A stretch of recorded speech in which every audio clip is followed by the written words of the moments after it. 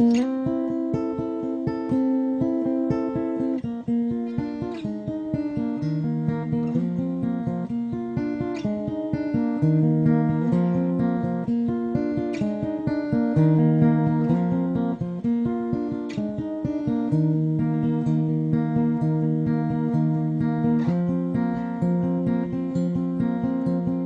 I don't know how on this first reorganizational meeting, I thought maybe I should have done board reorganization first.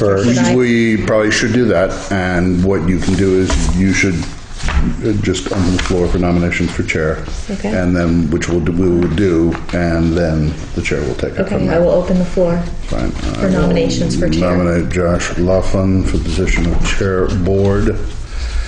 Well, I already got nominated before I showed up, so right. What about Steve? We don't want to leave him out. Oh, he already seconded it. Are there any other nominations?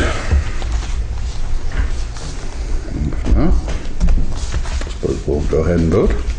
All in favor? All those in favor. Aye. All right. Recuse myself. Yes, of course. Now you can. Okay, now you can take over. Okay. I'd entertain a motion to accept the minutes of February 27th. You weren't here, so you'd have to. So that would just be you and I guess. And I will second that. If you're making that motion, yeah, so it's been moved and seconded to accept the minutes of February 27th. Any discussion? If there's no further discussion, all in favor, say aye. Aye. Aye. Yeah. So board appointment review. Yeah. Looks like we have a lot of appointees here. Yeah, I was going to say. Excellent. We have. Unfortunately, they're not all Putney citizens. Oh, man. We can make exceptions. I think we can have a non-Putney citizen on the DRB. I think it's in our regular. But we, Really? Really? Is it really? Yeah. That's an interesting. That's good enough. Everybody We're else changing that board setup. So what Laura and I talked about, because I wasn't familiar with the process in Putney, was it was more of let's review it the next time. Then we'll send out a letter. Yes. To the people that you'd like to appoint. And see if they're still interested. So I guess you take it from there, Josh. I don't know.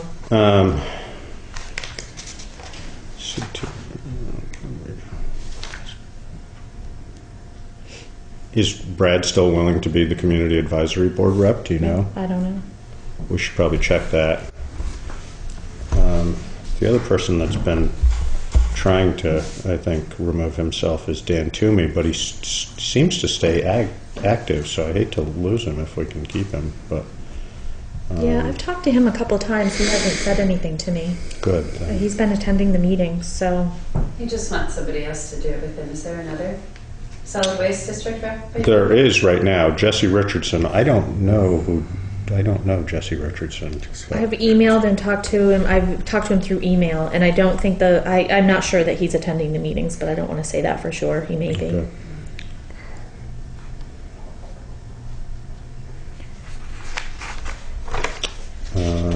Bill Fitzgerald, and you're sort of a given.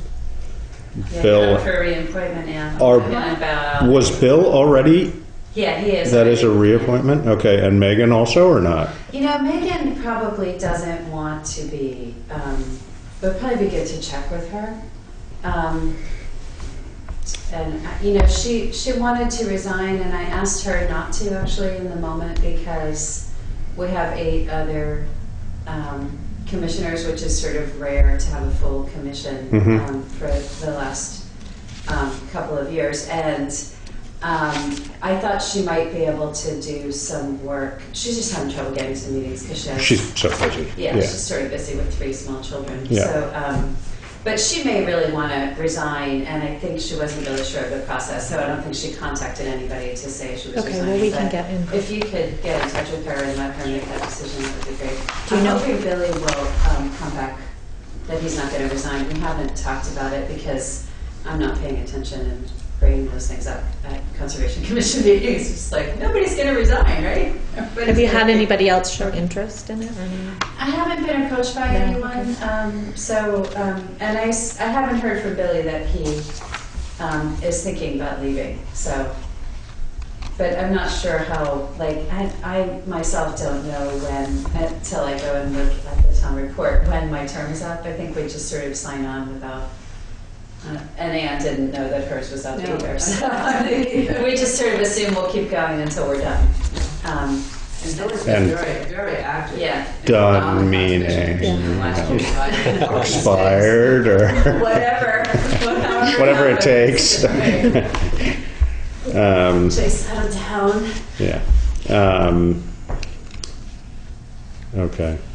The one that occurs to me that we need to fill as far as the vacancy is concerned, well, I mean, all of those, but Rescue Inc., we should definitely I have can't. somebody on. I know. I mean, Tom called me a couple weeks ago and said, did you have anybody come forward? We had one person interested. They ended up not wanting to because it was a night meeting and it wasn't going to work for them. But How often is the meeting? It's once a month? once a or- month. And I've put it on iPutney. We put it out at the meeting where people were signing up for elections. I just don't. So if anybody has any ideas of who I could contact, there was somebody you had told me to contact. I think it was at For Leon. Rescue? Was it Rescue or Connecticut River Transit? I don't know. It was Connecticut River Transit was Gino, Yeah, but he's he- on something, isn't he? Yeah. Gino Palmieri, he's on the Connecticut River. and we possibly Joint have Commission. Connecticut River. That's Connecticut River Joint Right. Commission, but Connecticut River Transit, we possibly have someone. Deb. She's stepped forward. Yeah, Oh, so is that right? she's working Okay, with good. CRT to go to a meeting to find out if it's for her. Charlie Boswell, possibly for Rescue Inc. board. Is he a first responder? He's currently getting his EMT and is joining Rescue. So Yeah. he's fresh blood. Yeah. Might be able to recruit him. And he's a great guy, so. I was thinking that, and maybe just like putting that out to first responders, but possibly Tom already has. Yeah, because he was the first one that I contacted to see if there was anybody within that organization that he could. And he just called me a couple weeks ago and asked me, I'm like, why, do you have somebody in mind? He's like, well, no, not really, but I just wanted to, if something came up, I would. So. Charlie, I'll try and remember. If you prod me, I'll talk to Charlie. Okay, so otherwise. Yeah, I mean, just to put out there, the DRB, the vacant positions, the Planning Commission is in the process of coming to the board with their proposal to reduce the number of members Right, to from 7 9 anyway. to 7, yeah. So that probably, we're not going to be in a big rush Yeah. until that gets settled. So those vacancies might go away just because the position goes away. Okay. Good. All right, so we'll work on those. Public Service Board. So in the packet, I didn't give you the entire application for these two solar systems. I gave you the letter that I got attached, so if you want to see a copy of it. So I talked to Greg Wilson today, told him it was on the agenda in case he wanted to be here. If you guys had any questions, I called Gary Scholl to tell him the same thing. And apparently Greg must have gotten in touch with you guys, maybe, to come. Yeah. So if you guys have any questions about, these are the first ones that I've gotten since I've been here. The installation So I'm will not be sure. behind the unoccupied building across the street. Huh, great. How big a system is that? 157 kilowatts. 157 for Basketville and 150 for the other one. And how does that compare, for example, with Sweet Tree? What's that? That's like a 50? Sweet Tree is It's only like 16 or 17. Oh, is it? So it'd be Harlow Farm would be a better comparison. 150. Which is Harlow Farm is 60. So 150 is No substantially. kidding. Wow, it's big. Big, yeah, Huh. yeah. Wow, Wow. that is big. Great. Carlos is big. So yeah, so what does that represent acreage wise? Like acre It's about an acre if you could condense it. to that. So acre and a half of So, space yeah, probably. it'll be an odd shape. Cool. It won't be an old shape. It'll be a little over an acre, and that's Good. the case for both these systems. So do we need to do anything for no. that, or we just need to be notified? We're just notified, and then if there was any significant concerns, then we have 30 days to respond. Do you know what the tax implications are for these things when they're on this sort of scale? Yeah, I was just actually reading up on that today. They standardized the tax rules as part of an energy bill in 2012. And so for the state of Vermont now, it's $4 per watt per year. Goes to local municipal, or where does that? Who gets that tax? That's a great question. I think that the local municipalities do have some say in how to assess the tax, but I don't know specifically for that calculation whether that was the state. Okay. I asked the I know listers that- We that should just be question. aware of that. Going to Yeah. the education fund, I would assume that's state level. I was Yes. told by the listers they are not adding any value on any properties for any type of solar. Yeah, we need to check the statutes on that because I mean, at some point Yeah, I think, we're gonna need to and want to.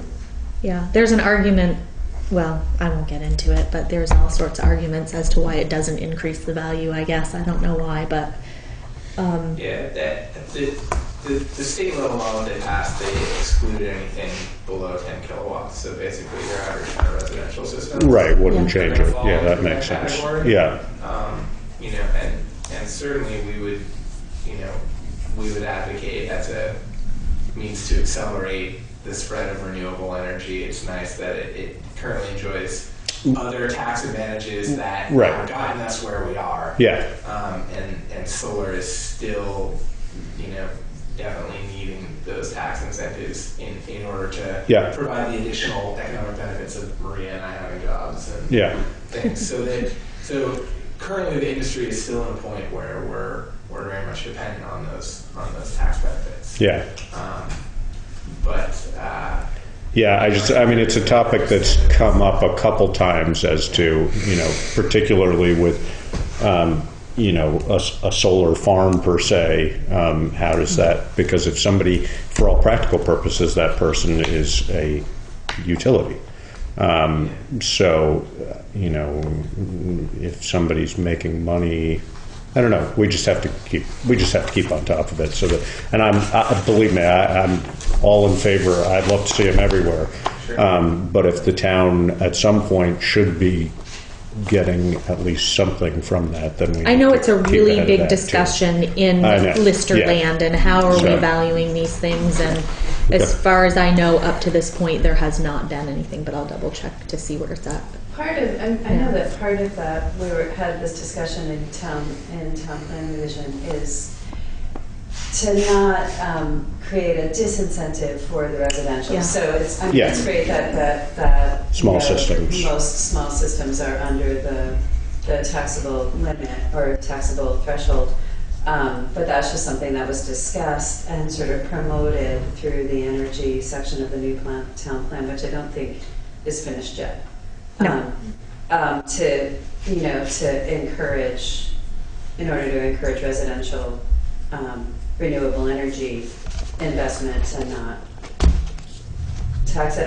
But I think the listers have their own rules about how they can do it or whether or not they can. Yeah. Yeah, that are state. I mean, And the it one- may just be, it may just be that statutes have not caught up with it yet. I believe Yeah. Right, That's the right. case. I mean, there've got to be Yeah. some kind of historic, Yeah, precedence on, because water power was always, probably, Right. taxed Right. in some fashion. Yeah. And for generation of electricity, even on a small Yeah. scale, in the, say at the turn of the I century, did things ask like that. them if while they were out data collecting, if they could at least just Make note of somewhere those in the systems. system in a miscellaneous field or something Yeah. of for no other reason than to say it's data that we can say, look, we have 80%, right. 60%. Yeah, no, that would be great. Yeah, so I think that they're at least, they're collecting the data while they're out there doing reappraisals right now. Sounds good. So.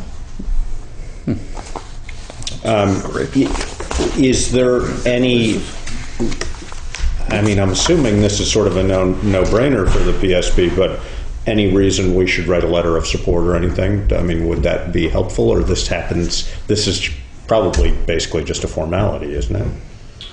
Yes. It's mostly just a formality. They want to make sure that it's, you know, in line with town ordinances, and if you guys know something that they don't know or something we haven't disclosed in the application, it just gives you the opportunity to weigh in. Okay. It's usually with objections. They're flooded with, I've been to their offices, they have like piles of paperwork this big on their desks. Right. So I think at this point, just if there was concerns, Okay. we really appreciate your support. Can I ask a question? Have you guys considered the implication of flooding and the floodplain in your plan? We have. We looked at the FEMA maps, and this particular site's not actually in the floodplain, according to the map that I saw. It is very close to it, though, and so we do take that into account. What we found so far with flooding, and from what we know of floodplains, is that these installations actually don't affect flooding because they're on 6-inch poles and quite high up in the air, and so the water just goes right around it with no effect in the movement of the water, or they don't create any sort of barrier. And the, you know, this is partly curiosity, but the inundation wouldn't affect the way the power is output, or however it's the grid tie? No, all of the lines that go to the pole are all underground, Yeah. so those aren't affected by flooding. And they're rated to be exposed to water. Okay. Everything's Yeah. rated to be exposed to Yes. water. When Irene hit, some systems that were completely submerged in water, the inverters went out. Yeah. I may be wrong, I believe that was covered under insurance, or last I heard the insurance companies were still trying to figure out if that was covered under insurance or not. But it really takes being fully submerged, and that would mean, you know, 5-6 feet of water. Yeah. And by code, the inverters are 3 feet off the ground. Off the ground. Yeah. We do mount the inverters in the field with the equipment. So I think there's actually a nice overlap with floodplain stuff because you can't build anything else there. But Yeah. you've got PV systems that are 3 feet off the ground before you have anything that's sensitive. But you've You're got probably quite a pretty bit of safe. ability to Yeah. withstand a flood event. Yeah. That wouldn't have worked very well in Irene in a lot of cases. That the FEMA maps are not, you know, the FEMA mapping is not really in line with a lot of the waterways. I mean, this one is different because, Sackett's Brook didn't have super flooding in Putney, partly because it's not developed, partly because we didn't get as much rainfall, partly because of the geography of it being really big and open. But if you look at flooding that happened in Irene and you look at the FEMA maps, you can see that the way that the FEMA maps are, the information used to design the FEMA maps is not keeping up with climate change, and isn't keeping up with the kind of inundation events that of the type that happened in Irene. They're more of a 100-year map as opposed to a 300 or 500-year map, I think, is Right, basically yeah. what it boils down to. Yeah. Just out of curiosity, is that Sackett's Brook kind of sustainable idea gone? Is that, there was some talk about at one point about using that area to create like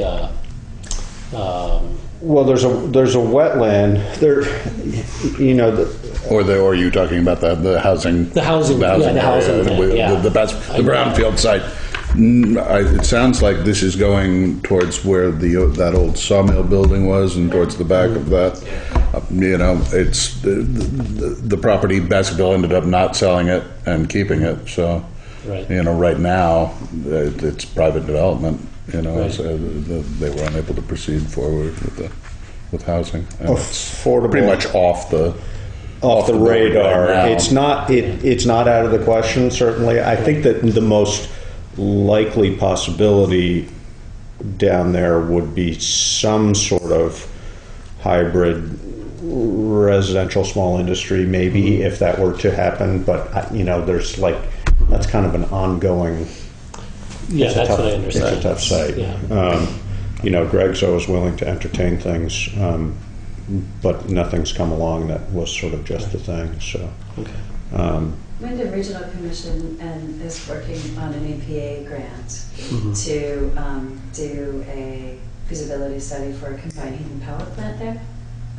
Exactly on this site that, Right. I imagine that where the solar would go, so.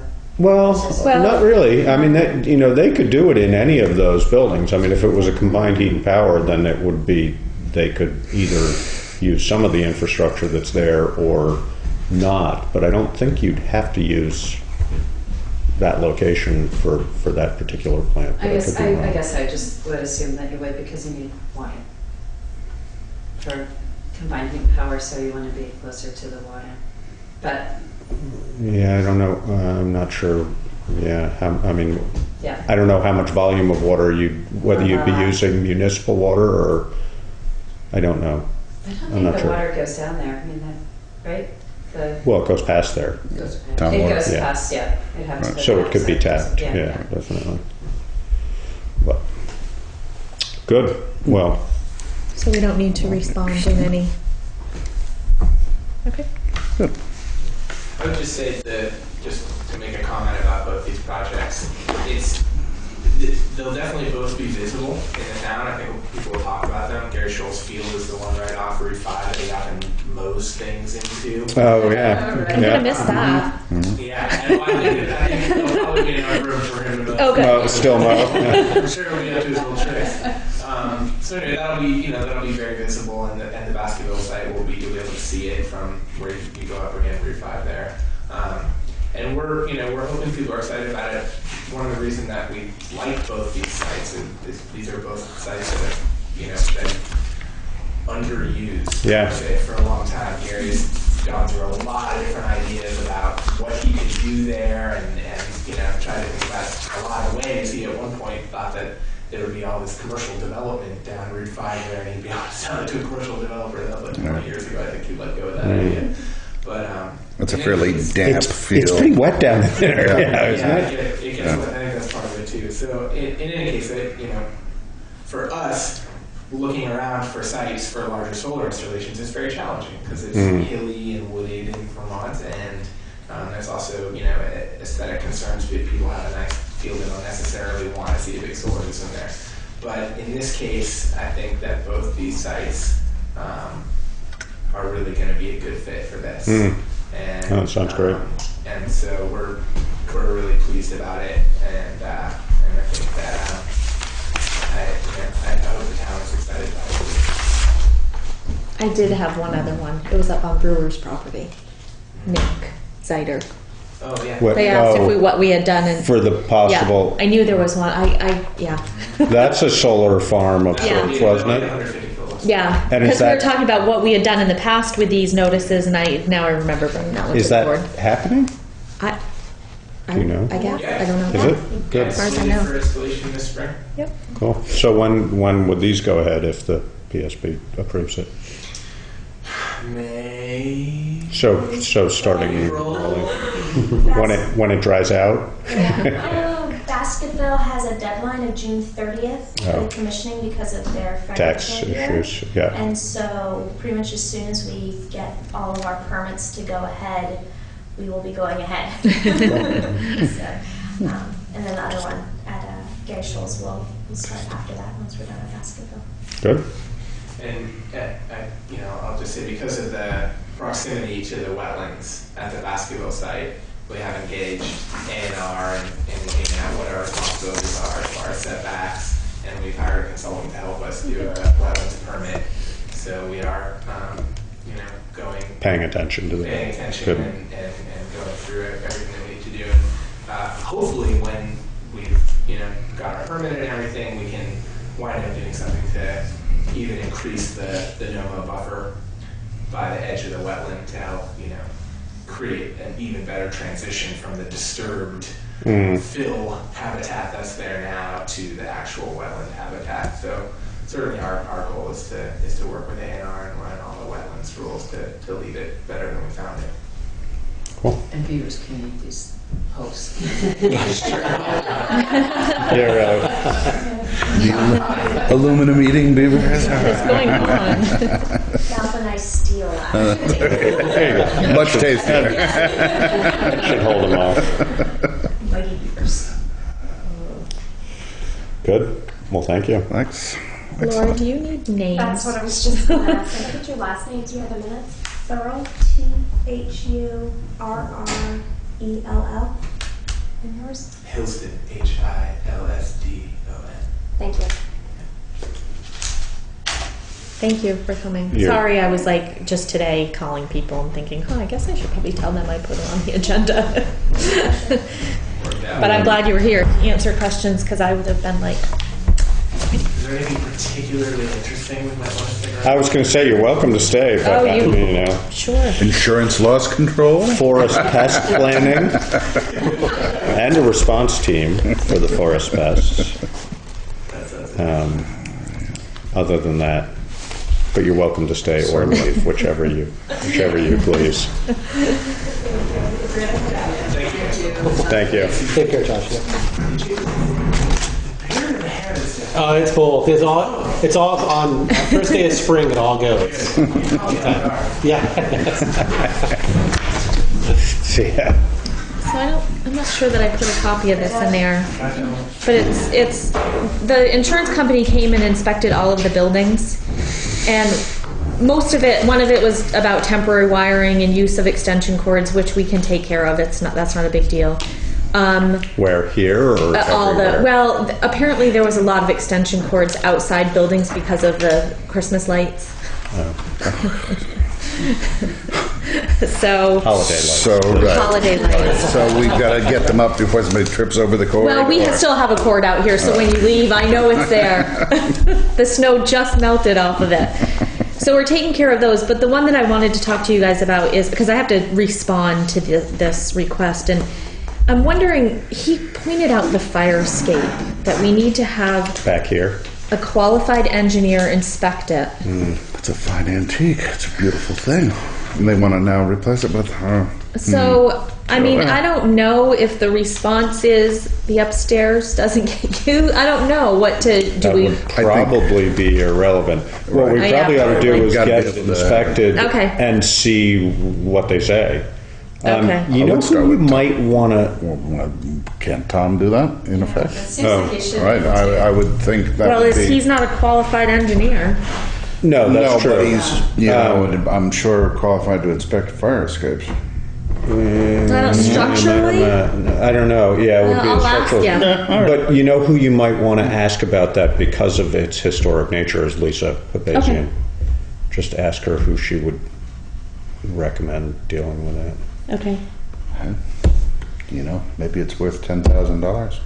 It's a nice staircase. It's a beautiful thing. It's a lovely Okay. little cast So iron. the other thing he had a problem with is the electrical, the box up behind the stage upstairs. And I had someone come look at it, and they looked at it and said it was fine. There was two, I don't even know what they were, two things sitting on the desk. He's like, well, maybe he saw those and thought it wasn't put together. I don't know, but the box is fine, the wiring is fine. So Is it a fuse box as opposed to a... maybe that's what was on the table, and Okay, that's no right, longer so used. No longer yeah. in use, something like So, that. Who looked? Cole or somebody? Who Yeah, Cole came down. Yeah, so Yeah. that's fine. while they were here, they did look at some other wiring that is going to need to Sure. be, but I told them that wasn't what I asked them to be here for. So at this point, okay. So it was really the fire escape that I didn't know if that had been discussed before, or if you'd had somebody come in, or No. You know, it may also be a matter of sort of how it's fastened to the building and Right. things like that. I don't know. It was funny when this Wouldn't guy be too called bad me to visit set up that the 'cause it is appointment. nice. No, it's He said, I want to come down and look at the fire station roof and the library roof. I had no idea he was going to every building. He didn't, and I thought it was all about the roofs. claim that I had tried Right. to put in for the roof. But okay, I will respond to that. I have to respond within 14 days. So, Conservation Commission. I'm gonna let these guys. did you see that? I didn't give them Haven't the seen it, entire so we're- package. I gave them kind of the process for setting up the team and what it was about. But So A&R has these 3 insect species that they're monitoring that Ash borer. are predicted to potentially cause incredible forest devastation in Vermont.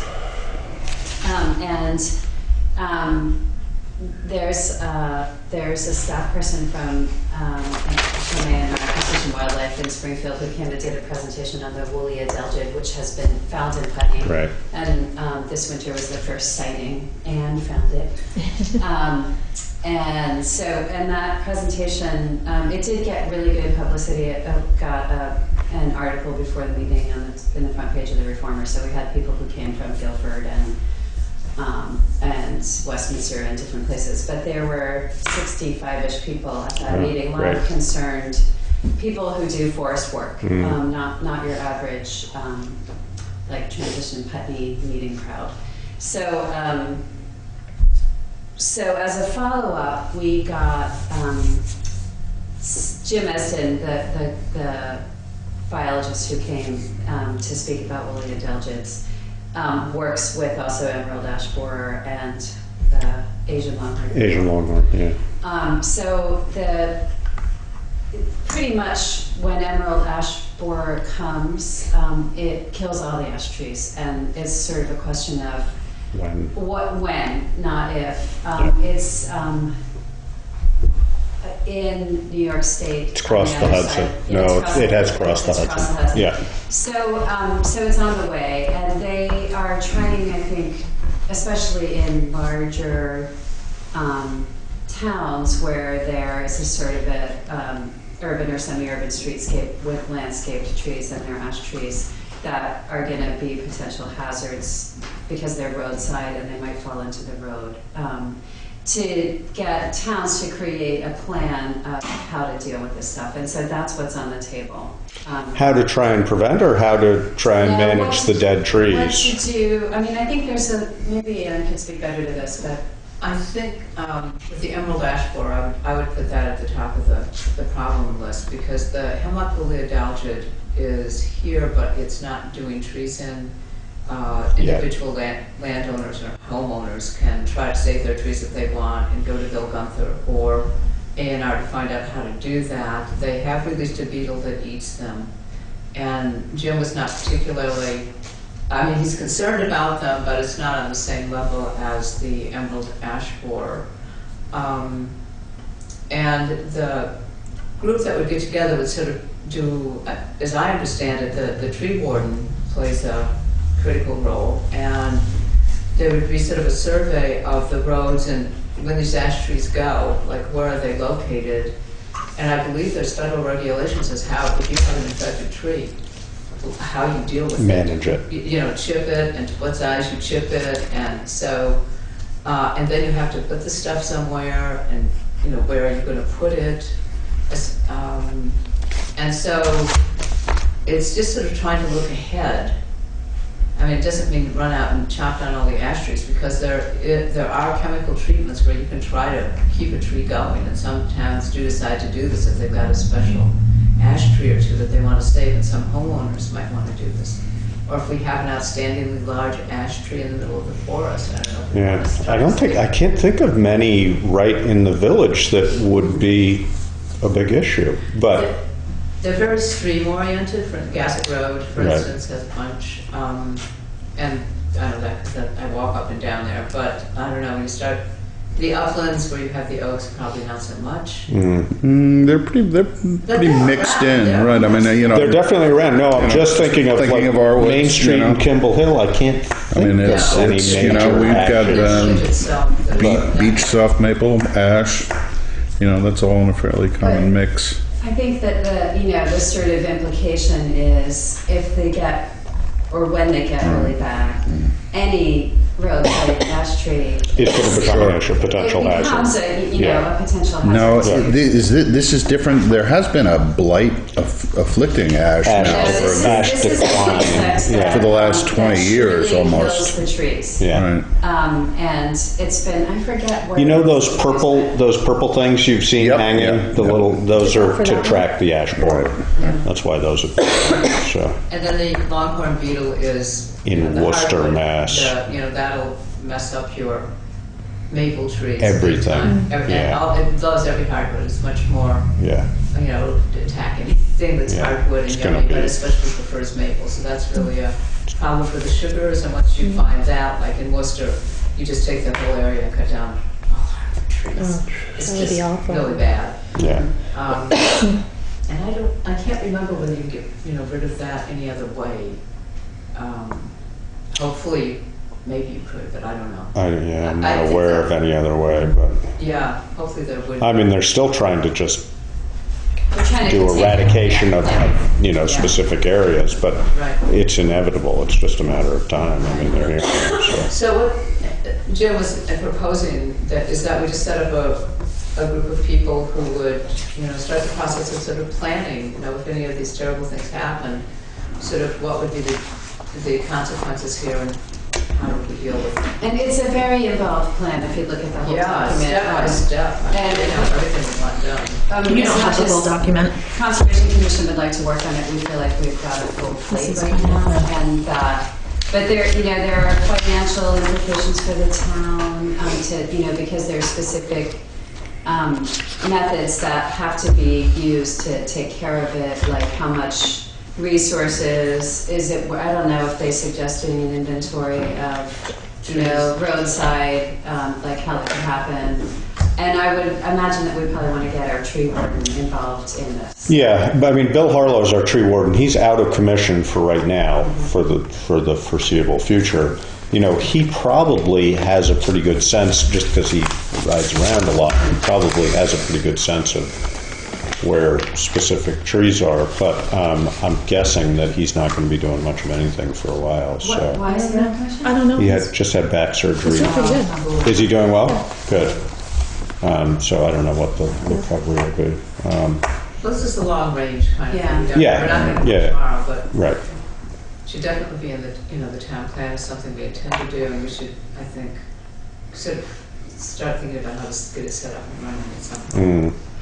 Can anybody tell me something, maybe like what's going on with the town plan funding? Have they gotten? They received a grant, a planning grant, and they're in the process, they're starting to meet once a month with, With a Wyndham Regional. person? Yeah. Do you know, is that Diana? no, Okay, I can't remember his name. okay, I'd have to look, but okay. I know that there's a plan to meet this month. Okay. I don't know the date yet, they haven't picked it, but, And is it outside of normal planning commission or time? I don't doing think so extra right meetings? now. Okay. They haven't been having regular meetings, so I think that they're gonna start that up again, but with the intent of working on the town plan. And I'll get in touch with Pip. We did a really big overhaul of the natural resources section and also Yeah. of the energy section. So I'm sure this can get inserted as something to put into the 5-year plan that Yeah. we should, look into establishing whatever this is called. Do you know this, it says there's $500 available to high-risk communities. Are we a high-risk community? I doubt it, but I don't really know. I don't know how they What classify that's it. for. Who identifies If you get in touch with that? Jim Eston, he could definitely. Okay, so I'll, Yeah, and he's very personable and really incredibly committed He's what, to his A&R or? He's A&R, Yeah. yeah. So he'll have an idea of who's implemented Okay. this, how the funding works, maybe what the financial implications are. I imagine that they're much bigger for towns, that have ash. as- Lining the streets Yeah, and, cultivated yeah, plantings. yeah. yeah, okay. So. I can find that out. So I can email you too when I know the planning commission meetings are. So if you Great, can't thank make this yeah, one, then. Yeah. um, Yeah, I've just been, Mary sent me the finalized draft of the natural resources section probably about 15 months ago, and it's been sitting in my email inbox. I'm waiting for somebody to say, okay, we need to know if you approve it. I should take care of it, but they lost the funding, so they just put it on hold. Okay. Great. Thank you. Well, thank you for That's coming really because I would not have explained it that well. You're certainly welcome. Thanks for being worried along with the rest of us. Sad. I mean, it's just one species after another.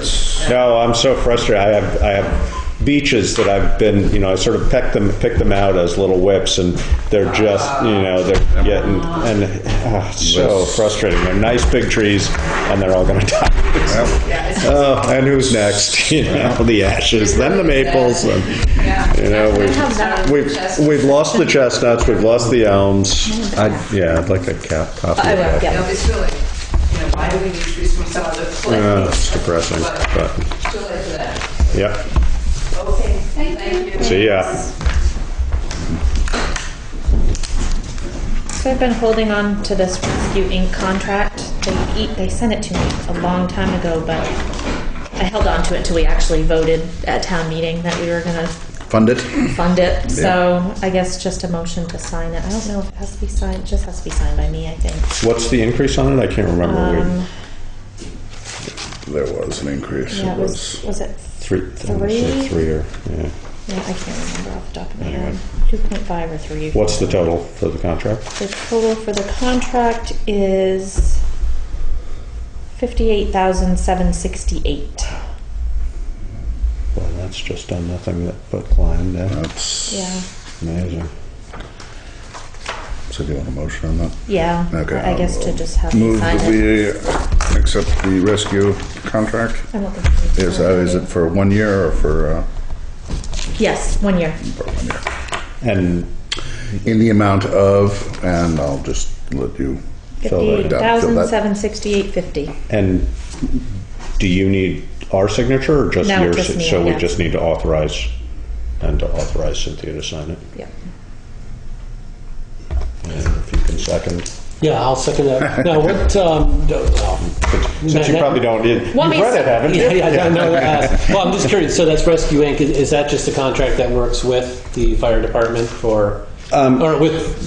This is a contract for them to respond. Basically, what it is a per household expense Assessment. of, Okay. and there are 13 towns that Rescue Inc. serves, Right. And all of them, right? Isn't it 13? I think so. Each of them, based on their population, pays a certain assessment. Right. Or not too long ago, there was a big discussion about whether to drop Rescue Inc. and go with Golden Cross out of Lebanon or a variety of other possibilities. But we have a pretty strong relationship with them and have for a long time, so we have stuck with them. But There's it's no basically to provide division. ambulance service to the town, is what it is. And they work in conjunction with Tom and the fire department and with all the first responders in town. But they are also an independent provider. So. But it's more or less a set. I mean, there's not really any negotiating per se. If you're working with all the different towns and they're coming up with a base. Right. I mean, that's why one of our positions here is our representatives to that board, and that budget is worked out by that board, we and then the rates they set. Right. And we have negotiated it in the past. As I said, there was discussion. It had stayed stable for a long time, and essentially Rescue Inc. started really going broke as a result of that. And at sort of whatever it was, 4 or 5 years ago, they said we really need to change this. So it was a big jump then, and we all sort of said, well, wait a minute. And we looked at other service providers and so on.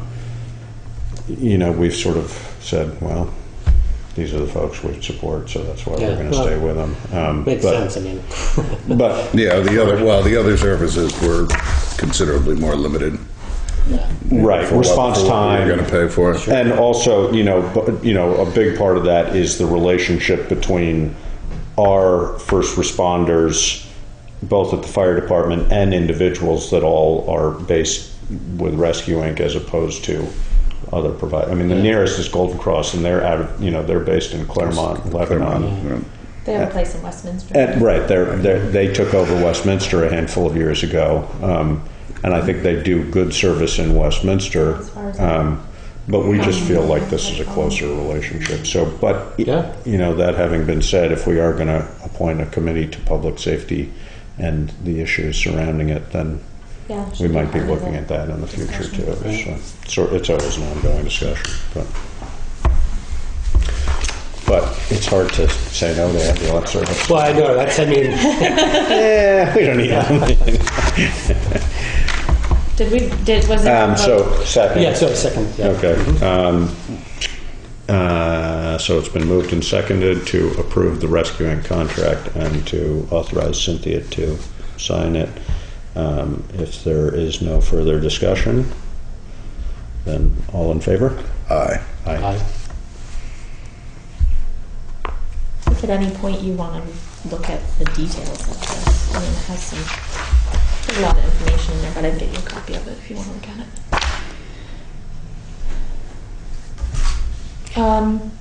Go ahead. What were you going to say? I was just going to say, for Steve, for a while, you'll do a lot of just, accepting the fact that that's the way things are. Right. You'll have to read a lot, then you'll know everything. Yeah. And then nod sagely at the camera and say, yes. No, you're absolutely right. It'll seem overwhelming at first, but it's, And feel free, always question, whatever you want to question or, however you want to handle it, because it does, you do sort of, sewer and right. water If you rates. don't know the acronym for something, if people are rattling off acronyms or something like that, say, okay, stop. What does that mean? What are you talking about? Right.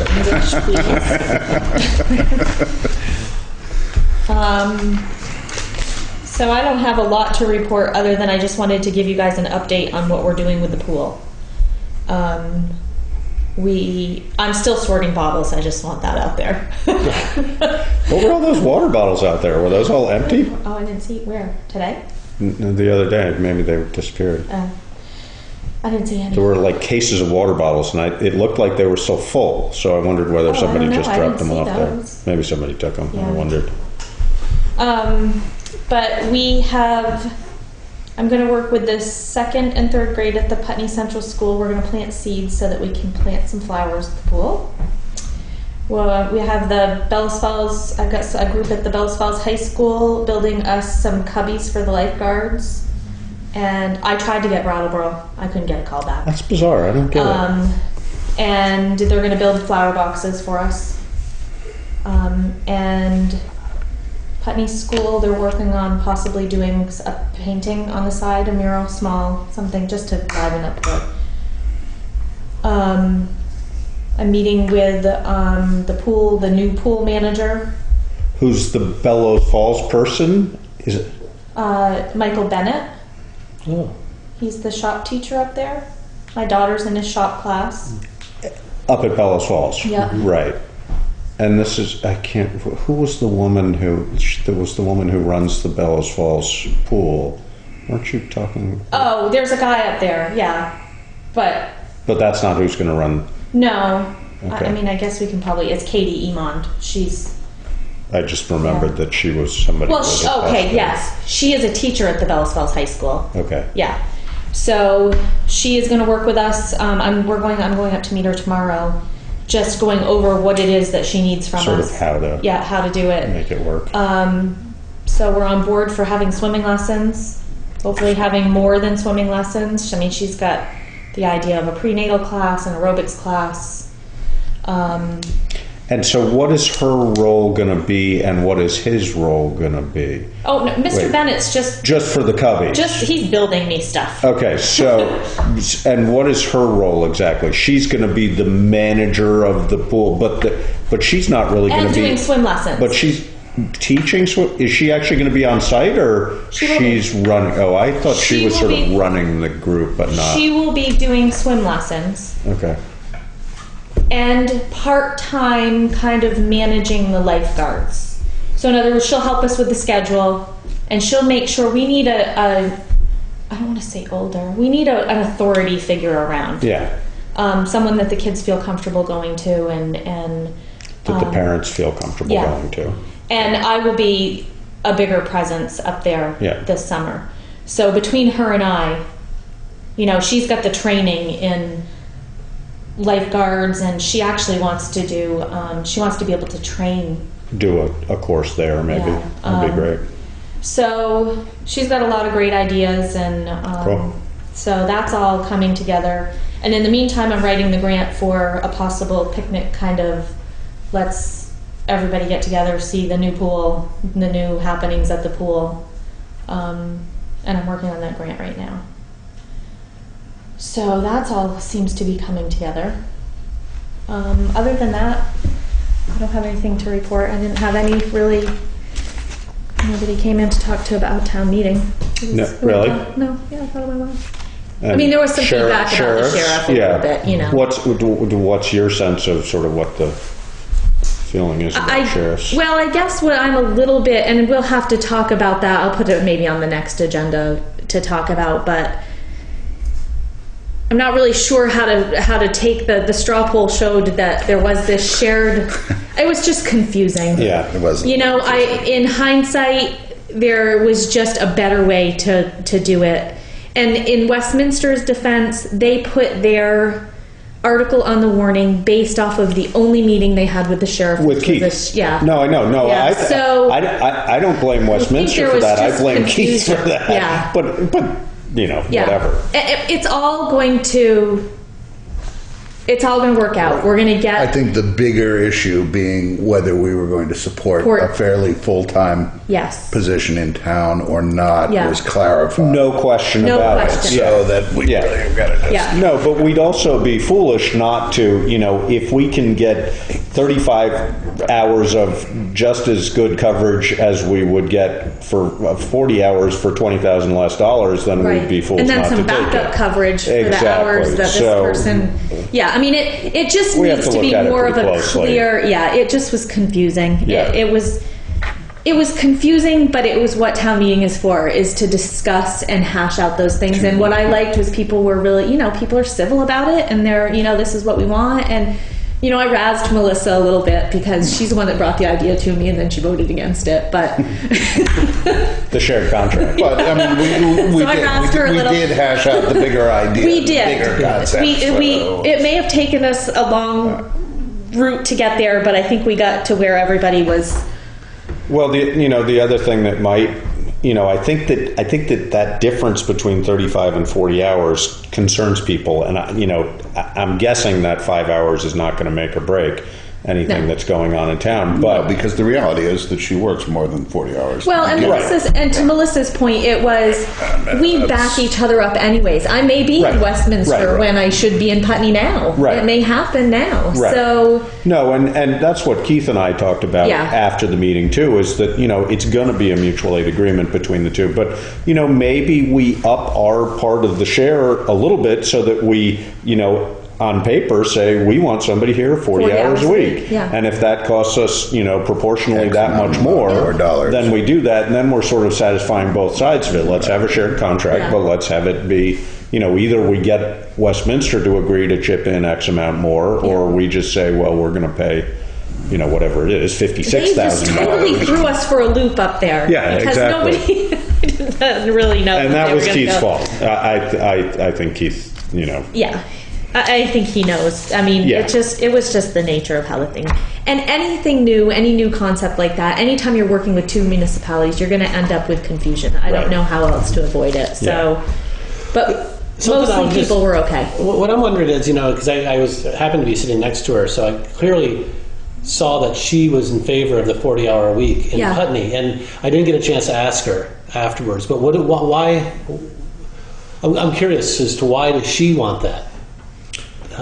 She really just wants to continue. She loves the work that she does here. Right. She knows that she can do 40 hours of work because that's what the demand is. Right. So I think that that's where she's coming from.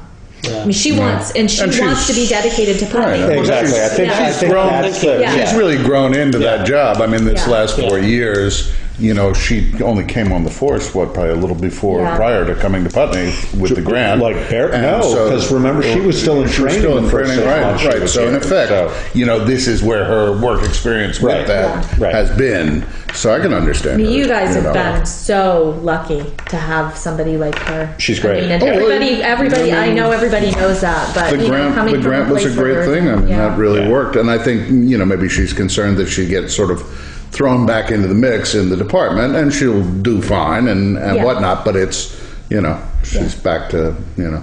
Well, I think also she would, you know, Three rows if back. you look at it as a split contract where they're each on for 35 hours a week and that time is split between Westminster, it really divides her up because she, on any given day, I think what needs to be more clarified is that, you know, we want, you know, in this case, Melissa for you know, and maybe we sort of specify that as long as it is Melissa, we want her in Putney 40 hours a week. Yeah, of course, if she has to go to Westminster Right. for mutual aid, she goes to Westminster Right. for mutual aid. But we don't want her to spend 40 hours, 20 of them here and 20 of them there, and Right. and somebody else to spend 30 or 40 hours, 20 of them here, 20 of them there, because Right, we and don't I'm think not, that we get... I'm not, yeah, and that sort will of have to be, that. And I that's think- what we're gonna have to hash In out. Keith's defense, I think he was, you know, going at this with the premise that, you know, we were looking at the option of going back to Yeah. the original law enforcement contract of spending $20,000 a year Right. for a nominal amount of coverage, 15 hours a month. and yeah. and whatnot. That was not going to be a happy result for a lot of people. Were Right. not going to be happy with that result. So I think, you know, Yeah, because let's just- not forget, we were just Right. concerned So that it the was- cost it was was so high, clear we to were sort of trying to find a way to establish to reduce the fact that that we were cost. going to keep a, you know, more Yeah. full-time presence. But, you know, we would be, you know, fiscally Oh no! negligent if we didn't Exactly. if we Oh, didn't yeah. say, Yeah. you know, hey, if we can spend $50,000 and get basically Exactly. the same thing, We looked at the you know, looked there's at no some good reason cheaper to not options, do some that, less you know. expensive options. So Exactly. So we'll put it on, you know, maybe the not next meeting, but the meeting after that, when things kind of Okay. settle down a Have you little been bit. thinking and- about because there was this a committee? Yeah, you know, I had spoken to a group of people. I would keep it small Yeah, and really, you know, A tight aim at group that- tight and yes, aiming at you know, a conclusion before the fiscal year. yeah. No, I think we, you know, I'm guessing that several of them. I mean, I guess it would be all of public record. So, you know, June Derrick agreed, which I think would be great. He's, you know, Yep. he commands respect. I think Tom was willing to. John Knopper. I asked Tom Goddard whether he had any recommendations. Billy Strauss was willing at the time. You know, so it's sort of a cross section of people who are involved in public safety. I wonder whether Eric McGowan might be interested because I know he's, you know. so maybe that's what we'll do. I'll put on for the next meeting is just a discussion about the Conversation committee. about that. Yeah. Think about that. Yeah, and what that would look like, and you know, just have a discussion with Keith too. Of I was are you gonna have say, like we a should- clear like vision of what you're going to offer us. Yeah, no, because we need to pin him down on Yeah. that. And whether he wants to come to the next meeting or whether he wants to. Right. So what should we be talking about? Because we can come up with all Exactly, sorts of ideas. exactly. It's going to be up to you whether you'll agree to the contract or not. What he should do is give us, you know, Some guidelines. 2 or 3 different scenarios of possible things, you know, basically that we could potentially choose from. Right. Yeah. Okay. I think that would make the most sense. Okay. So I'll put that on for the But next- Tom and I also had the conversation, Tom Goddard and I had the conversation that we're not, you know, and it's the same conversation we've been having for several years. It's only a matter of time before we're going to be in the same boat with firefighting as we are right now with police service. You know, we're going to have some form of paid department because as it is now, we can't sustain it with volunteers. And what does that, you know, and he was talking about regionalization and so on and so forth. So, you know, I think that's part of what this committee is looking at too is kind of tackle both. Yeah. I mean, it's just, you know, he can't have a declining roster, an increasing number of calls, and, you know, I mean, essentially... maintain that for Exactly. And, you know, what... sustain it for any kind of length of time. Right, and what it's going to boil down to is that it's going to take a really bad outcome to open people's eyes, and if we can figure out how to try and at least minimize that, because at some point something bad is going to happen and there's only going to be 2 people on one truck and something's going to happen. So, that's something we have to be prepared for. Yep. But All right, so I'll put that on for the next agenda. Where are we at? I got off track there for a second. I put a financial and updated budget status report.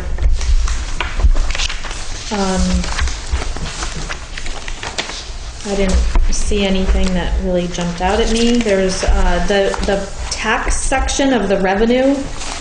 We did some posting of delinquent taxes, and something's not. There should be more penalty. The penalty should be in the revenue section already, which is, I think, about $17,000. So I have a number, account number in there wrong or something, so I've got to fix that. But other than that, I didn't find any. Well, you have 15. Oh, no, you're just budget. I see. Yeah. The actual, you mean, should be 17. Yeah, it should be 17. So we got the list from Anita Monday. She posted everything. Everything's up to date. She worked really hard to get it to us. This was quick.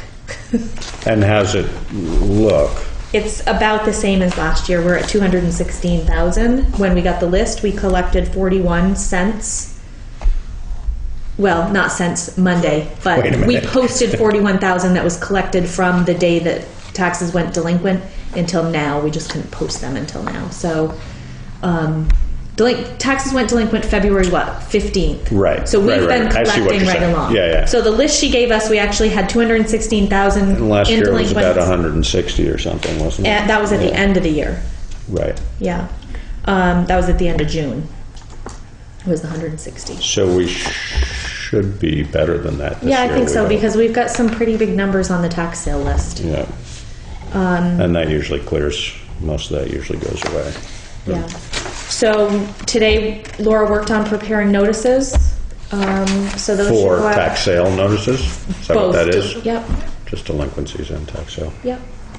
We're following our new policy to the, which is Good. nice that we have something. Something Yeah. to lean back Yeah, we on. kind of course, as you're doing it, it's like, God, I put that in there? That seems a little overkill. But it's going to be fine once we have it all set up. But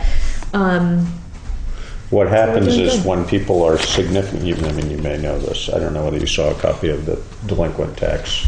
We have a new delinquent tax policy, but basically if people are in arrears beyond sort of repair from our perspective, then their property it gets put up, proposed for tax sale, and they have the opportunity to buy that back out basically before it goes to tax sale, pay off their delinquencies and or come up with a solid agreement yeah, and I think we counted today, was it 17? that are likely to go up That or that are they will get that will the get first posted. notice. Yeah. Yep. And I'm assuming that we'll get a couple of those paid Yeah. right off. Is this based on how long they've how been long or delinquent. how much or How long. How long? How long? Okay. It's if they have more than a year. So if they're Okay. 2 years behind or a year, and if that second year behind has a little bit left, then they still go up. So And there's some leeway in there for really good intention, et cetera. I mean, it's a clear policy, but at the same time, if somebody's consistently making payment and it's really goodwill, et cetera, then we definitely take that into account. we do have one account that was on a payment agreement and hasn't been making payments. So they're a person that eats into your goodwill. It's Yeah. like, Yeah. if you're on payment plan and you aren't making your payments, sorry, it's going to go to tax sale. So that one will go to tax sale, and I'm not sure if they have 2 years, but And what happens if a property goes to tax sale is that it sells to whoever the highest bidder is, and then the person who owns the property or the taxpayer has up to a year to buy it back,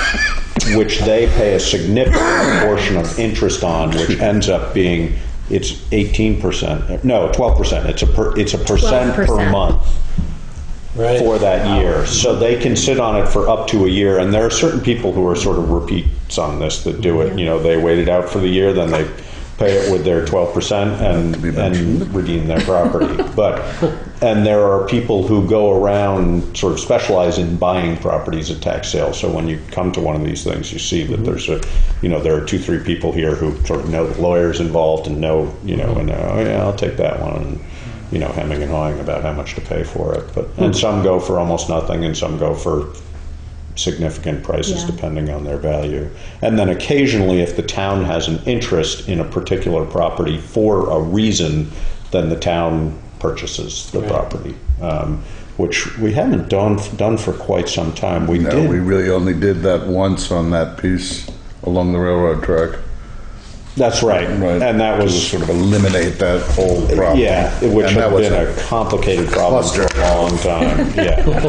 And the other thing that occasionally happens when these property come up for tax sale is that we will sometimes eliminate them. Like a couple years ago, there were a couple mobile homes on lots on Hilo Biddy Road where the mobile homes were taxable, what was delinquent, but the property that it was on was not delinquent because that's Wyndham Housing Trust. So we eliminated, we basically forgave the taxes on it, got rid of the mobile home, and that sort of resets the clock on it. Because there are some people you just never, and we had one of those down on Nancy Stockwell they're never going to pay the taxes. So you sort of have to take that off the record at some point and deal with it. Well, that property's been sold, so. Right, exactly. Just to give you a little more back. We will make it clear at the tax sale this year, though, is that if you buy a property, you may end up with it because somebody did this year and they didn't really want it. Yeah. Oh, really? And that was Such a bargain. Yeah, it was a big. But then again, there are other ones. I mean, like Fletcher Proctor got that lot on Main Street just south of the credit union. He bought a lot that's a half acre or something. He paid $5,000 for it, I think. Yeah. Sat on it for a year and most people purchase at tax sale just for the interest that it's just an investment for that. Where else can you get 12% interest on your money? Nowhere. Yeah. Right, exactly. And we only just recently changed the position of delinquent tax collector was an elected position. And the process of collecting the tax, the delinquent tax and the sales, the profit of which went to the collector.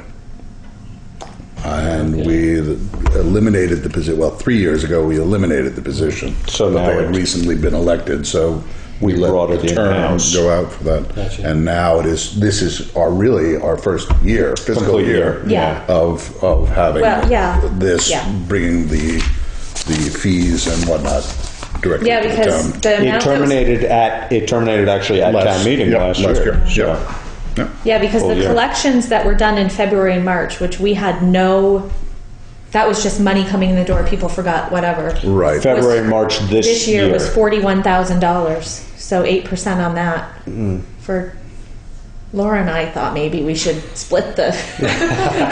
But then we thought maybe that'd be frowned on. Did you get that on tape? I said to Laura, if it was in my power, after you hand wrote all those receipts, I would give you something, but I don't have the power to do Goes that. in the stationary account. Laura said, I would feel so guilty if you gave me any money to help with that. So, I don't know. I'm feeling good about the process this year. It's better. Every year it's going to get a little better. We have no warrants tonight. Anita hasn't been in for a couple days. Warrants. No money to spend. No, what the warrants are a list of all the checks that have gone out. Gotcha. We tend to the one we sign all the time is payroll. It's a payroll. So you just sort of sign it and don't think about it. Usually. Not that we don't think about it. We think very hard about it, but not recklessly spending money. But you may not read every line item. When you have a big one, like sometimes you're signing a warrant for $480,000, and often what those are there'll be the payment to the high school for the year, which is $300,000, and then all the other sort of just town expenses. So it's usually what I try and do on those bigger ones is at least sort of run down them and anything that's over X amount, I say, oh, what's that one for? And just sort of eyeball them. Yeah. But that's basically Cynthia's, well, it's primarily Cynthia and or Denise's job to make sure those are reasonably accurate. Is that correct? Denise? No, I guess not Denise. She doesn't deal, Laura. And then Anita checks what we do. Because it used to be, Denise used to do more of it, but maybe not. No. Not that I know of. No, she doesn't. Not now. Or didn't. I thought she used to do more I of don't that. think but she's maybe- ever Really? done that. Oh, okay. Anyway. Well, anyways, now. Yeah. I mean, and if any point, any of the processes that you want to know how we get to where we, just ask me. I mean, just, if you want to come in and look at a warrant so that when you're at the meeting and they're kind of passing it down, so you can just get familiar with it and then you'll feel comfortable signing it when it's here, but it's fine. Yeah, I feel I'm just going to kind of absorb Yeah. the first couple meetings, and then there's going to be consistent things I'm not. That you're going to be a little lost bit on. like, Yeah. what are we doing here? Yeah. Yeah. But also feel free if at some point you suddenly think, geez, he probably doesn't know what You we're talking about. really should know about this. So then, yeah. We'll let you in on the secret How come you handshake. staring blankly? Oh no, we all hang together. There's none of that.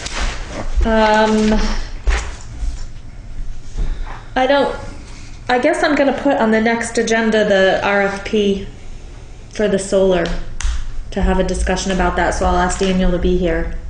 I know I gave you guys each a copy of it. Just to have a heads up. I mean, it's pretty detailed, so. Yeah, it is detailed. I mean, It's going to be a discussion that, and then we have to decide what we want to do. I mean, I can't remember the guy's name that was here from. Josh. But he was telling me that they have no information on those rates, those special customer rates, is that what they were called? That Daniel was talking about, that they still haven't approved. the those. state hasn't, Yeah, right, the state. yeah. Right. So, he doesn't. I mean, I don't think we're going to be, maybe we wait until we know those, because, Yeah. I mean, we And could I have the don't know, that discussion would be the again, discussion, yeah. but, until we know that, we're not going to, Yeah. I wouldn't think we're going to make that decision, but I don't know. He mentioned to me that Brattleboro, they just did a request, or they put in a bid for a system down there, and theirs is a different kind of setup. But I don't know if Brattleboro would share that RFP with me. And I'm, these guys did they did a lot of work on this, but that doesn't mean we have to use it. But I don't know. We'll have the discussion at the next meeting, and I'll have Daniel come and. Yeah, see I where just we're think, at. if without knowing what the incentives are, I don't know how we can. Yeah. you can't make a decision about something like that, I wouldn't think. But So, and just so you know, the bottom section of this agenda, I kind of leave some things on there until we complete it. So if I skip over something, it's because I have nothing. Okay. Like this Gassets Road thing, that's just sitting there. I don't know. Slowly falling down. As it's falling down, Soon I it don't will soon the problem will just go Yeah. away. So if I Right? skip something, it's not because I noticed it's still standing though. Right. Is it? it's a building down Three off walls. of East Putney Falls Road.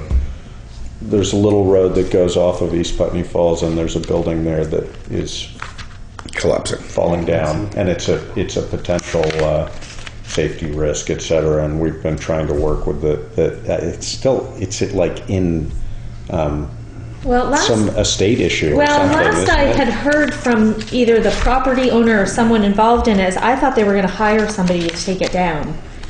But Tom hasn't come to me about it again, so I don't know. I'll have to ask him about it.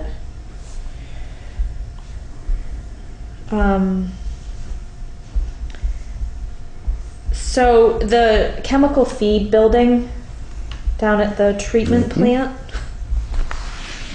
I asked Chris Hayes to come into a meeting with me the other day because I had a question about the sewer system. He ended up bringing Mark Simons with me, so we ended up having a discussion about the chemical feed building, which I'd hoped that I would have a meeting where I could have you come, but it just, I don't know, it just all of a sudden they were there. So My main question to them was, because they're making this sound like it's a really easy thing now, which is that we're replacing our chemical feed building. We hired an engineer to design this and come up with these specs in this box for people that wanted to bid on it. And I don't even know how much the engineer was at this point, but there's this huge, I mean, the specs sheets are this big. And there was a huge discrepancy between what yes. we thought the bill. We thought it was going to be roughly 70,000 bucks, and it came in at 230 or something. Yeah. Wow. So they were thinking something then different than we were thinking, and Right. We don't know. So when Mark Simons and Chris Hayes, who is part of Simons Operation, who runs our treatment center, were here, I just said, I can't wrap my head around how did we get from hiring an engineer to help us design this building to, oh, this is easy, we just need a concrete pad and put a building on it. I don't... Right. And my concern is if we're going to become who's dropping technically the ball the here? general contractor, what part of these specs that we paid for do we pick and choose to do? I mean, the site work is very what's our detailed. obligation? Yeah. And can they answer the question, is it a matter of scale that certain specifications apply to a certain amount of usage? Or Did they have an answer? Well, I mean, I can understand if you are running a giant municipal sewage treatment plant, your chemical handling building obviously would be correspondingly expensive, difficult, large, and meet a certain required set of specifications. Yeah. But we're in effect dealing with a situation where we've got a shed which was adequate, which we merely need to replace. To what degree, what's the legal, what are the legal parameters? Right, and that's what are the the regs piece. on this, and why can't our engineer answer that? Well, I think the engineer is going to say this is what it needs. And like they said, a lot of that stuff in that sheet is probably a CYA kind of thing. It's boilerplate. Right. Okay. Yeah. So there's a boilerplate document. That's what I mean. I don't know. That's what and I guess that's what I'm. I don't. So it is a yes or no question. Do the same regs apply to a giant municipal system as do Bob's back house here? They're telling me no. Yeah. So And I trust them. They should know. Yeah. I trust them. I don't want it to sound like I don't trust them. It's just I don't trust myself to know enough about it to know what things in that. And the other thing we don't want to do is build something down there and then have the state of Vermont, whoever, come along and say, "Oh, this is wait a minute, what were you thinking?" Right. Are we dealing with the right agencies? Do we have the right person answering? My gut is telling me that what Simons is, but in my brain I'm thinking, well, why the hell we spend all this money on this? What is it? I think part of it too. I'm sorry. It may be partly because our last manager was from Massachusetts. I'm not saying that. Right, because standard operating procedure. In that circumstance, there would have been an ironclad set of regs, probably to the excess. Oh my God. Check who it is. Come on, you get yours to make some noise, will you? Get this to in symphony. Boy. What part of ignoring someone's call do they not get? Your daughter? No, my son. Sorry. I'll leave it in my office next time. So I guess we have to I need help in this decision-making process of, do we say, okay, we're going to be the general contractor and hire someone to do site work, hire someone to do based on trying to parse out of this site plan, someone to do the electrical and then purchase the building from. Those really are because so we would still purchase one of those fiberglass buildings. Yeah, because it's all, the electrical's all in it and everything. Right. Simon said that they would relocate all of the equipment out of there. Then which is, they were going to do that anyways as part of this. Because we want the future building to be in the same location that one is. Right. Yeah. Somebody would have to demo the building, then they'd have to do the site prep, concrete, order the building, electrician, and then Simons will put the chemicals back and hook them all up. They'll do that part too. Sounds pretty streamlined. So, and that's what I'm thinking, is I don't want to overthink something that really is a simple, but should we, I think part of the problem with us getting such a high bid the last time is we sent out requests for proposal for people that specialized in wastewater treatment facility, Right. when we should have just sent to a general contractor Right. group of people that just, because it's just a building. We're not asking them to do anything with the chemicals or the treatment plant itself. Right.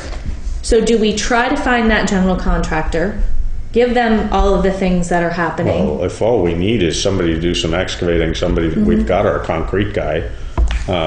Well, we need to bid it. It has to be bid. It does. Yeah. Okay, they're big enough numbers. Yeah, I think so. I don't know that for sure. I mean, at what point What do we are have our to go levels? to bid? 5 to, I can't remember. It's 5, I know, is the lowest. There's one section where you have to do at least 3 written quotes. Then the next section, I think 10,000 to 25,000 is sealed bids. How big is this building? The building, I think, is 10 by 12. The building itself, And we it's know, gonna is be around And 35,000. it's going to be on a floating slab or not? Well, that's not, I'm not sure yet. Because we're not going to spend $5,000 on. Well, it's not just a concrete slab. There's going to be they call it a dog dish for footing. containment for spill. Oh, okay. And then a grate. I don't know. Chris Hayes is kind of talking to people about, range of What it prices for needs to those be. things. Okay. My biggest concern is, are there certain things as far as the prepping of the site that are specific, that are not illegal, or I don't know, that's a legal ramification, we have to do a certain way, or is it just a building we need to just put on a slab? You know what I mean? And Simons is just saying it's a building we need to put on a Yeah. slab. Well, I think the containment issue is probably the biggest issue. I mean, as long as. I think if Right, Simons. it's not like we're cleaning up a site. Right. Yes, we're not dealing with anything like that. Contaminants. We're not dealing with contaminants in the current building that's coming down. There's no asbestos issues, Right. nothing, or other chemical issues with that. I mean, I don't know. I mean, We're I'm not in a- assuming that we're that not in a building right now is wetland. just. We're not in, it's in effect a simple building replacement. The current building does not sit on a slab. No. No. Okay, it's just like on gravel. Yeah. How long has that been there? That certainly makes everything Well, go. Jim Mullen built it, so how long ago was he here? I'm not building. He was. I was going to say mid-90s. Yeah. Oh, so it's not, I was wondering if it was like 15 plus grandfathered years. in somehow, No. It's a very And it's- scary little building. too. It's like one of those backyard garden shed things, It's Yeah. like, really? Wow. Yeah.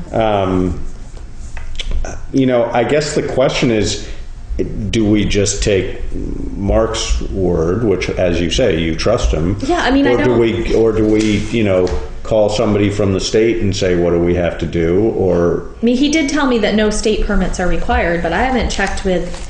I mean, like I said, I trust what they're. I don't. They don't want to get in trouble either. I mean. no. Of But course I did not. ask him. I'm like, well, how about you be the general contractor? Because then you can hire whatever subs you want if we give you a budget, Right. and we don't have to go through this. But wouldn't we have to put the general contract out to bid? We probably would. Yeah. Right. So then, Well, yeah. is he going to be the general contractor? Well, I don't know mean, if you're already doing. I don't know. Yeah, probably, but. Who was it that it was OSHA that gave Yes. us the trouble the first time around? Yes. Can we ask OSHA for guidance, or would that be opening a can of worms? So, I would know that's reference probably what, sort of I would reference what they What they their said we needed complaint to was. do, and Although that was relatively simple. I mean, it was the chemicals have to be separated. There has to be, proper egress. I can't remember exactly what, but Well, the I think details were pretty you minimal. probably got this right. I think in the process of getting the RFP, it went to people who specialize and specialize with a lot more regulatory situations than this one calls for. Yeah, and let's face it, if you look at the site work section of this, I mean, it's 7 pages long with all sorts of, but like I said, I read it and I'm like, well, I don't know, is it necessary? It might be necessary, all those pieces, I don't know. Right. How much of it is truly applicable? Well, it might also be a bunch of gobbledygook on paper that really means a guy with a backhoe comes in and flattens it, you know? Right, Yeah. of necessity is written out, but... Okay. I mean, I'm okay with working with Chris Hayes and Mark Simons. They said they would look through this and they would say, okay, in the concrete, this is what we need. And I can then,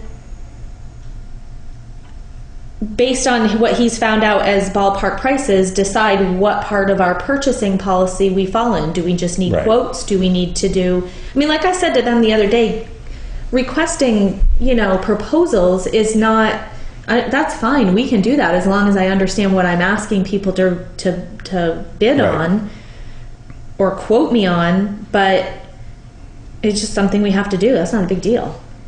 As long as those expenses are... Yeah. Well, the other thing I told him is... I mean, for a 10 by 12 building, I would, $5,000 goes quite a ways on concrete for a 10 by 12 building, so it may not have to go out to bid. I don't know. Not. And true for excavating too, I mean, that Well, he asked if the road crew could do the site work. Yeah, exactly. I mean, I did talk to Brian about it today, and with the demo of the building and do the site work, Brian said, he felt like they would have to rent a piece of equipment to do it. Because something about putting the back, I don't know what kind of equipment he was doing. Well, probably an excavator. An excavator, right. Yeah. I mean, for demo of that building, all you're going to do is push it. Well, yeah, exactly. I think or once you just get the crunch it up and put it in a dumpster. I think once you get the chemicals, we could blow it down. Yeah. Yeah, it's not the demo part. Yeah, but the site work. The only thing Brian said is depends on when you're talking about. If it's May or June, probably, we just have to work around it. But if something comes up or there's... the problem is that the timing of relocating the chemicals, you don't want to leave them sitting out under a tarp. Or under a tarp, too. Yeah, I mean, it's got to be... We got to know that whoever's going to do the site work and is going to be there within... Well, that's not hard. I mean, that's... Again, I'm just telling you what Brian said. Right. If they get pulled in another direction, that's what he's worried about.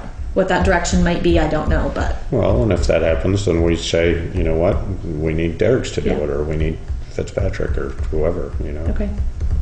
I mean, I can take that and look at it a little bit and see whether, That's why I brought it in here. I thought there you go. I thought maybe you'd want some reading. And see whether it, leaps out at me as... This is the original one. Mm-hmm.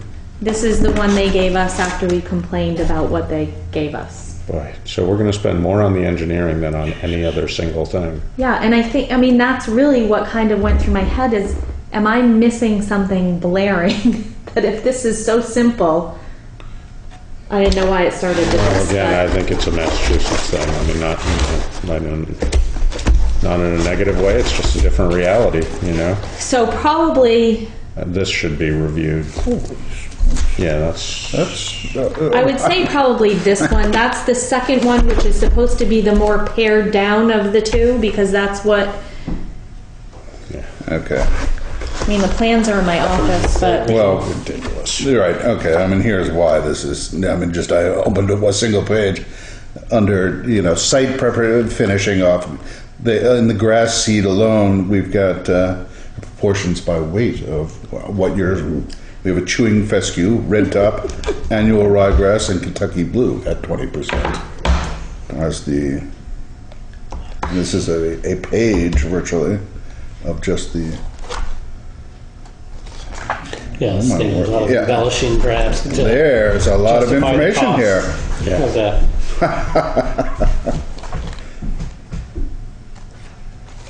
Man, just think, if I had contracts like this, I could charge so much money. Summary of work. Here's just the index change order forms. Oh, we're already talking change orders, supplementary conditions. I'll look at it. Okay. I- And then once you look at it, I I'm can not have gonna- Chris look at it and help me come up with which one of these.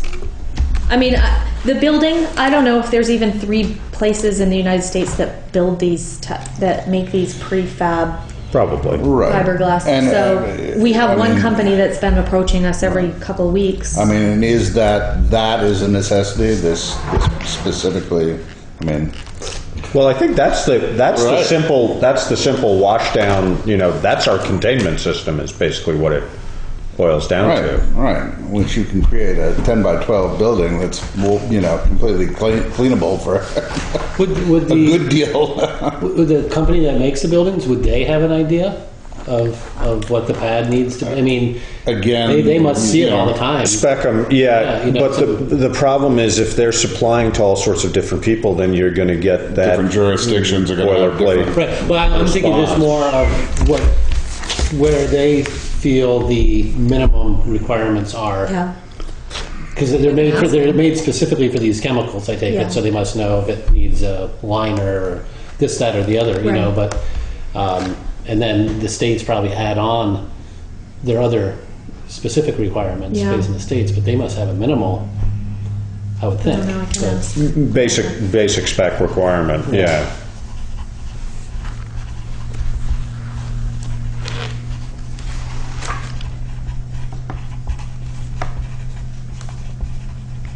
Okay. So I don't know. I mean, I think I'm overthinking it. I do, but I was overthinking it because I couldn't wrap my head around so much engineering and gone down to, well, we can do that. So I just don't want to miss something that's I wonder. I know that Andy Martin Sr., he used to work in Brattleboro for their water and sewer department stuff. I wonder if I can, and he worked at the SIT facility for quite a while. see if you can. I might, yeah, I'm just gonna, because he's retired, so he's probably got, And then you need years to of come here knowledge. and I'll bring you on a field trip down to so Yeah. you can see it. yeah, that would be good. Laura needs a Backfill field for trip down there. trenches. Just so she knows. Yeah. So when I'm in there going, what the heck? She knows what I'm talking about. Chemical feed building is what it's called. Chemical feed building. All right, so if you look that over, you just want to stop by in the next couple of weeks, Josh, and see if there's anything. If you want me to just go ahead and, I got to give Chris Hayes a copy because I wouldn't let him take it the other day. You know, I mean, I could take one and he could take the other. They're probably the same thing. Pretty I know much. I'm not going to notice the difference between the two. Yeah, okay. I mean, Well, why don't I take that one and take this one in the box? I'll give this to him.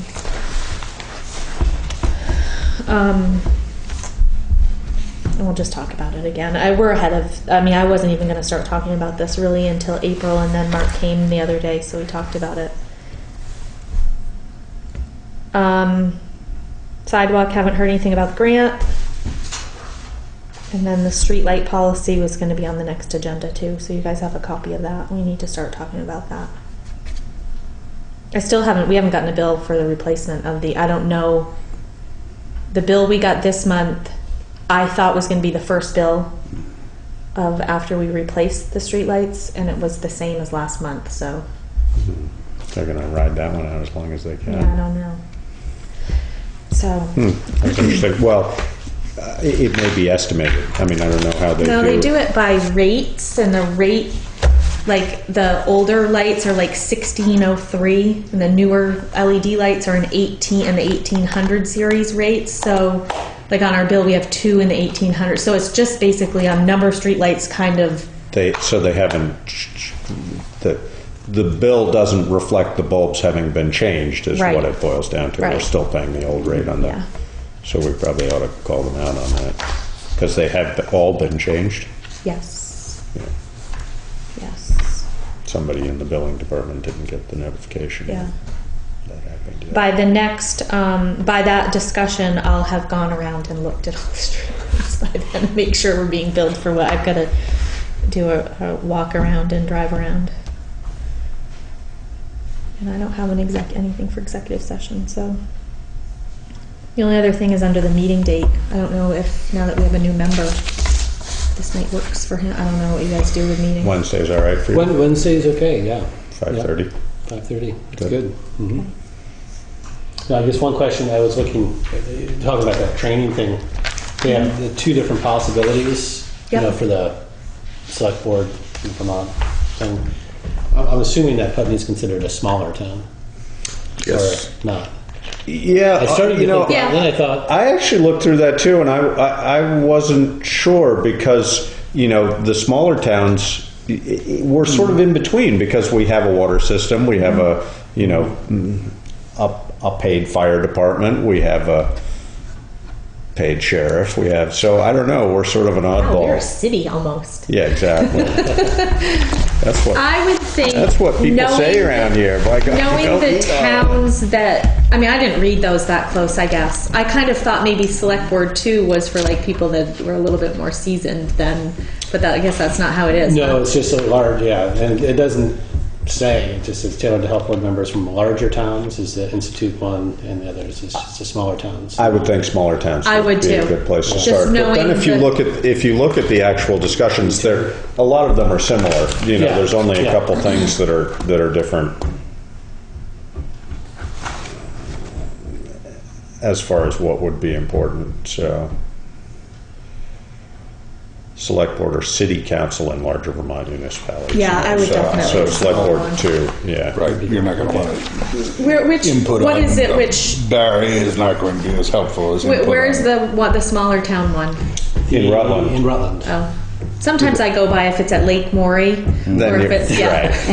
Right. Boy, you've learned those tricks quickly. Oh yeah, I haven't used to you? do training at all Yeah. of those places. The food's much better at Lake Morey than any of those the places. VFW in Montpelier, or wherever those were held.